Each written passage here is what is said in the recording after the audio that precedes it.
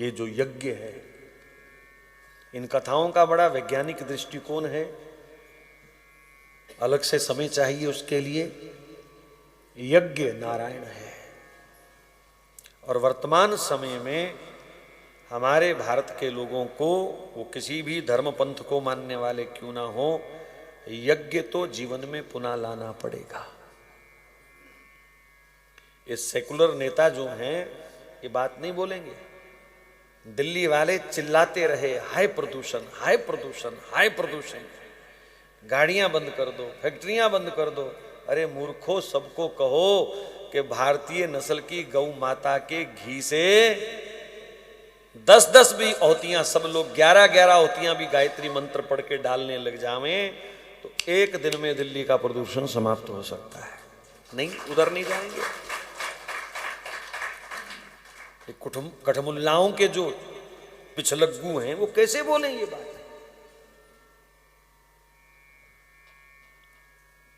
नहीं बोलेंगे। वर्तमान समय में मेरी प्रार्थना है आप सबसे, ये जितने वायरस हैं इनका एक ही उपाय है सबसे उत्तम, घर घर में हवन हो, घर घर में यज्ञ हो।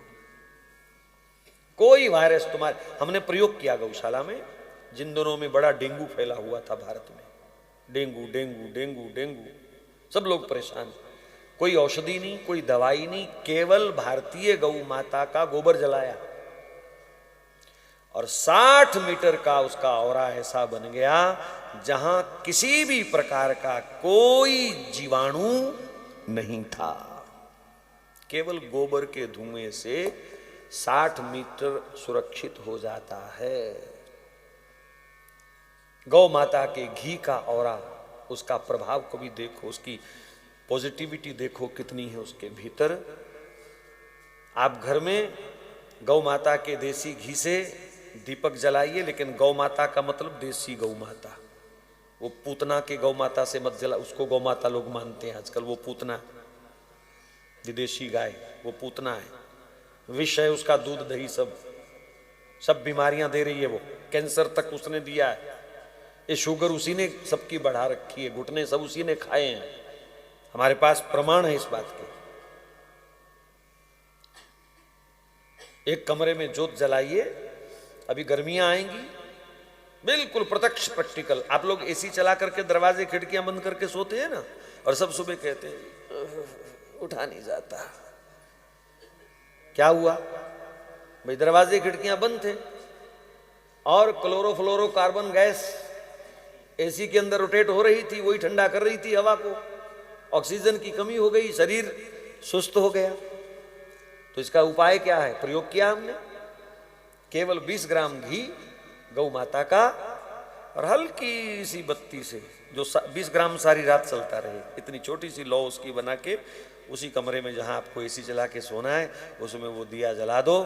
सुबह देखो कितने फ्रेश उठते हो आप, ऑक्सीजन की कमी नहीं होती। तो यज्ञ भगवान का अवतार है। ये भागवत जी में इसीलिए लिखा कि हम लोग यज्ञ को भी भगवान की तरह स्वीकार करें। 10 ग्राम गौ माता के घी से 1 टन शुद्ध ऑक्सीजन पैदा होती है। ऑक्सीजन का सबसे बड़ा स्रोत, आप जो पानी पीते हैं ना, हर प्रकार के वायरस से बचने का ये भी एक तरीका है। मिट्टी के मटके में पानी को जमा कर लीजिए, कोई भी पानी जो भी आप पीते हो, आरओ से तो वैसे बचना चाहिए, लेकिन मिट्टी के मटके में जल को जमा कर लीजिए। 1 चम्मच गौ माता के गोबर की राख उसमें डाल दीजिए, वो राख आराम से नीचे बैठ जाएगी।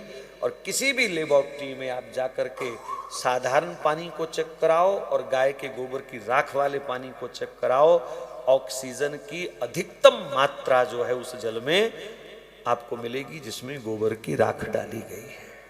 और दूसरा सबसे बड़ा फायदा, घुटने खराब नहीं होंगे। गाय के गोबर में इतने अच्छे अच्छे तत्व हैं। पहले माताएं जब राख से बर्तन मांजती थीं तो घर में गाय ही होती थी, तो राख भी गाय की होती थी।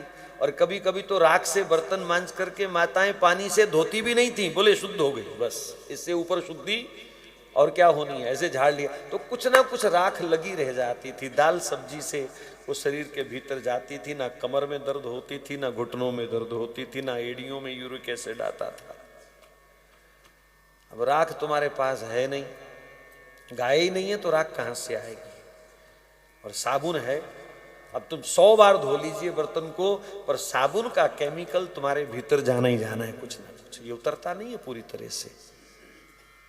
उसकी सुगंध भी अगर आपको आ रही है समझो, तो वो केमिकल उसमें है, तभी तो सुगंध आ रही है। अब वो सब बर्बादी कर रहा है। गाय के बिना गति नहीं है भैया। हम लोग अगर चर्चा करते हैं कथा में गौ माता गौ माता, तो एक ना एक दिन हमको पुनः आना पड़ेगा। गौ माता 24 घंटे ऑक्सीजन छोड़ने वाला प्राणी है, 24 घंटे। कार्बन बाहर आती नहीं है, वो सब उसकी चर्बी में ही जज्ब हो जाती है। परख लीजिए, पीपल का पेड़ सबसे ज्यादा ऑक्सीजन छोड़ता है। 24 तो नहीं कह सकता, लेकिन लगभग एवरेज 22 घंटे वो ऑक्सीजन छोड़ता है।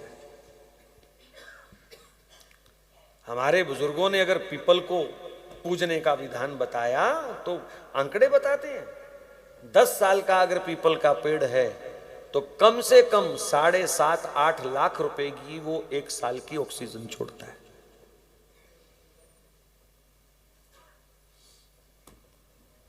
इसलिए उसको ब्रह्म कहा गया, बड़ ब्रह्म। अब हमको लगता है कि ये सब पाखंड है, ये औरतें पागल हो गई हैं, आंवले को धागा बांध रही हैं, पीपल को धागा बांध रही हैं। ये पीपल के नीचे, पंडित जी ने कहा शनि तुझे सता रहा है, पीपल के नीचे दिया जलाया कर। है? इनके पीछे कितना कल्याणकारी भाव है इन ब्राह्मणों का, कि पीपल की जड़ में दिया जलता रहेगा, कोई सांप बिच्छू कोई जहरीला जीव इसकी जड़ को खोखला नहीं करेगा। ये पेड़ देर तक ऑक्सीजन देता रहेगा, और बस तुमने भले का काम किया तो तुम्हारा भला, शनि अपने आप तुमको छोड़ देगा। ये कितने गहरे रहस्य हैं हमारे सनातन धर्म में। हमने समझा ये रूढ़िवादिता है, ये पाखंड है। वैसे बच्चों आओगे, आज नहीं तो कल एक आध कोई और वायरस का आक्रमण हुआ ना, सब सनातन धर्म की शरण में आएंगे। भगवान ना करे कोई आक्रमण हो, वैसे तो मैं यही प्रार्थना करूंगा, पर जो गंदगी हमने फैला रखी है उसका परिणाम भी तो हमको ही भोगना है?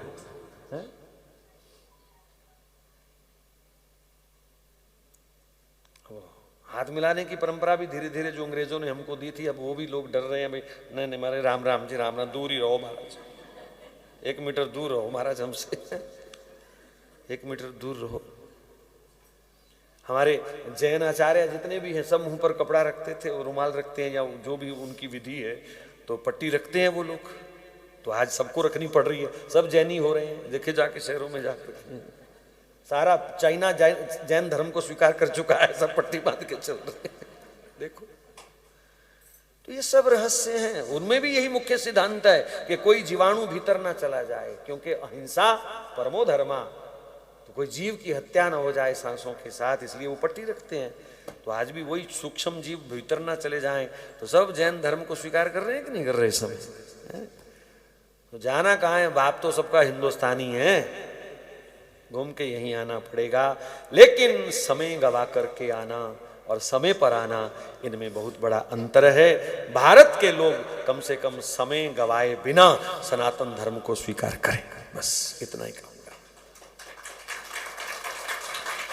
कोई जरूरत नहीं किसी से लड़ने की, कोई जरूरत नहीं किसी का विरोध करने की। आप अपने धर्म को पकड़ के रखो, बस सब दुश्मनों का अंत इसी में हो जाएगा। आप अपने नियम मत छोड़ो, आप अपना धर्म मत छोड़ो, अपनी निष्ठा मत छोड़ो, अपनी परंपराएं मत छोड़ो। श्राद्ध में कौओं को रोटी खिलाई जाती है। पढ़े लिखे बच्चे कहते हैं मूर्ख मूर्ख, कौए को रोटी खिलाते हैं, कौए को। अरे भैया, कौआ रोटी खाएगा, कौआ तंदुरुस्त रहेगा, क्योंकि कौए के पेट में ही पीपल का बीज पेड़ बनता है। समर्थ वो पीपल का बीज जो है कौए के पेट में जाएगा, फिर वो विष्ठा करेगा, तभी वो पेड़ बनेगा। सीधा वो पेड़ बन ही नहीं सकता। तो कौओं की जरूरत है हमें भैया, इसलिए हम उसको रोटी खिलाते हैं। और पीपल है तो ऑक्सीजन है। कितना विज्ञान छुपा है, कितने समझदार, कितने महान थे हमारे आचार्य लोग, ऋषि लोग, हमारे बुजुर्ग पुरखे। लेकिन चक्कर ये है, या तो हम सुनने को तैयार नहीं थे, या हमको कोई सुनाने वाला नहीं था। यहां कमी रही। इसलिए सनातन धर्म से लोग दूर गए। मैं चैलेंज के साथ कहता हूं, एक भी कोई परंपरा सनातन धर्म की आप ऐसी मुझे बता नहीं पाएंगे जिसमें जगत कल्याण का भाव नहीं है अथवा जिसमें कोई विज्ञान नहीं है। इसलिए समय रहते बिना समय गवाए अपने बच्चों को विशेषकर सनातन धर्म की महिमा समझाओ, सुनाओ, लेकिन स्वयं जानकारी होगी तभी तो उनको आप समझाओ। तो यज्ञ भगवान नारायण है। जिस घर में यज्ञ की ज्वाला जलती है, मैंने एक सज्जन से पूछा आप हवन क्यों नहीं करते घर में? बोले जी पेंट खराब हो जाता है।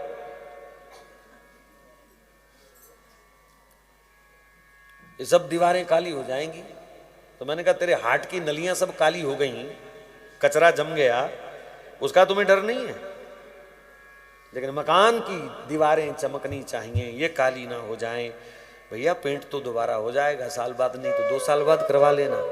और अगर दीवार काली हो जाएगी तो क्या पड़ोसी कहेंगे निकलो बाहर तुम्हारी दीवार काली है? कोई निकाल देगा? घर तो तुम्हारा ही है। लेकिन अगर हमारी अंदर की नाड़ियां ब्लॉक हो गई तो ये नई कहां से मिलेंगी? पेंट तो नया मिल जाएगा। विचारधारा काली हो गई, उसकी चिंता करो। इसलिए मेरा तो सबको सुझाव है हर घर में प्रतिदिन यज्ञ होना चाहिए, नहीं तो हफ्ते में एक बार तो जरूर किया करो थोड़ा बहुत। लेकिन घी गौ माता का, और गाय कौन सी? बोलो, देसी गाय, भारतीय, जिसको इसका ये देसी शब्द छोड़ो, ये तो देसी का वेद लक्षणा गाय। शुद्ध शब्द क्या है? वेद लक्षणा गाय, जिसकी स्तुति वेद भगवान ने भी गाई है। वो सुरभि गौ माता, वो कामधेनु गौ माता। गावो विश्वस्य मातरः, गावो सर्व सुख प्रदा, सब सुखों को देने वाली गौ माता है। अब घर में गाय नहीं रख सकते तो घर में गाय का दूध घी तो रखो।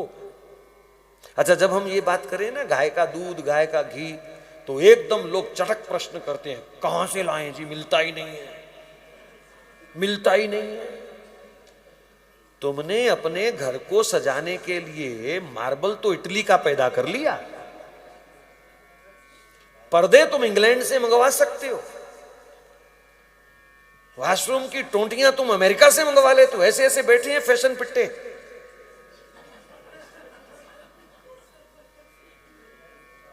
महाराज ये टूटियां हमने इंग्लैंड से मंगवाई, ये पर्दे हमने अमेरिका से मंगवाए हैं। तो मैंने कहा डॉक्टर भी मंगवा ले 2-4, तेरा इलाज भी इधर नहीं होगा कोई। हर चीज तुम देश विदेश की अपनी शौक की पूरी करते हो, तो घी कहां से लाएं हमसे पूछते हो? है? करो प्रबंध, जहां चाह वहां राह, रास्ता निकलेगा। मुझे नहीं पता, मुझे किसी का नाम नहीं लेना, बाद में कहेंगे पता नहीं इनकी कमीशन ना हो बीच में। मुझे किसी का नाम नहीं लेना, लेकिन मेरी एक ही शर्त है, किसी के पास भी जाओ तसल्ली करो, गाय वेद लक्षणा भारतीय होनी चाहिए। आपने जिनका नाम लिया मैंने उनको फोन किया था, गाय कौन सी आपके पास? बोले गाय तो गाय होती है जी, जो भी हो। अब मैं कैसे कह दूं कि वहां से ले लो आप? वो कहते हैं गाय तो गाय होती है। तो मैंने कहा अंग्रेज भी तो इंसान थे, गाय को निकाले यहां से? इंसान तो इंसान ही होता है। गाय को विक्टोरिया की मोटी मूर्तियां तोड़ तोड़ करके गांधी की लगाई, क्या वो औरत नहीं थी? किसी के गुण दोष के हिसाब से उसको आदर दिया जाता है। इसलिए मैं तो प्रार्थना करूं गौ का दूध बेचने वाले जितने भी हैं वो केवल व्यापार की भावना से आगे ना आए, वो जन कल्याण की भावना से आगे आए, जन कल्याण की भावना से। और गाय का दूध, गाय का घी, जरूरी नहीं है कि 1 लीटर दूध रोज पीना है, 50 ग्राम भी मिल जाए शुद्ध तो आपके लिए परम औषधि है, ज्यादा लेने की जरूरत नहीं है। घी 2-4 बूंद भी आपको अगर मिलती है, खाने को ना सही, आप 1-1 बूंद रोज नाक में डाल लीजिए, उसका चमत्कार देखिए 1 महीने। आपका ब्लड प्रेशर, आपकी शुगर इत्यादि, आपका नर्वस सिस्टम, आपका हार्ट क्लियर होने लग जाए। 1-1 बूंद। और मेरा ख्याल 100 ग्राम घी भी अगर आपके पास शुद्ध है, अगर बिलौने का हो तो कहना क्या। 100 ग्राम घी बनाने में आपको ज्यादा मेहनत नहीं करनी पड़ेगी। अपने घर दही जमाओ और अपने हाथ से, मतलब रोटेशन जो है, एक बार इधर एक बार इधर, ये असली तरीका है घी निकालने का। इस पद्धति का घी बिल्कुल लाभकारी होता, हार्ट का मरीज भी उस घी से लाभ ले सकता है, क्रीम का नहीं। ये नहीं कि ये जो मलाई जमा करके आप लोग निकालती हो माताओं, इसमें भी वो पूरे गुण नहीं है। दही जमाओ और उसको बिलोवो, वो घी परम उपयोगी है। और खाना नहीं मत खाओ, एक बूंद इधर और एक बूंद इधर, बहुत है। बोलो गौ माता की जय। अच्छा, गल्ला ही सुननी है कि कुछ करना भी है? नहीं नहीं, गौ माता की चर्चा करो पहले मेरे साथ। ये जो मैंने बातें बताई, ये आपके अमल में आएगी कोई इनमें से कि बस जय माता, जय गौ माता है? ये अमल में लाओ। अब समय है इस समय संभलने का, संभल जाओ। जिस दिन घर घर में पंचगव्य आ गया, उसी दिन सबकी बुद्धि शुद्ध होगी, उसी दिन प्रभु भक्ति, उसी दिन राष्ट्र भक्ति, उसी दिन संस्कारों का निर्माण हो पाएगा।